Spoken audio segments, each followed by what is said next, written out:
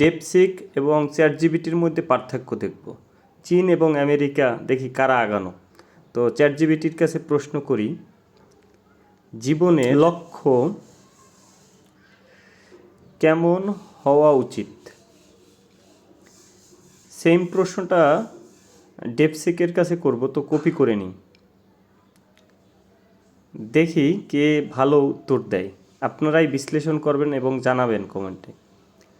তো দেখি কয়টা কোটেশন দেয়। জীবনের লক্ষ্য কেমন হওয়া উচিত? স্পষ্ট, বাস্তবসম্মত, আত্ম উন্নয়নমূলক, সমাজের কল্যাণকর, দীর্ঘমেয়াদী, দীর্ঘমেয়াদী ও স্বল্পমেয়াদী, নমনীয় এবং পরিবর্তনযোগ্য। এখন আমি এটা ডেপসেকের কাছে প্রশ্ন করি।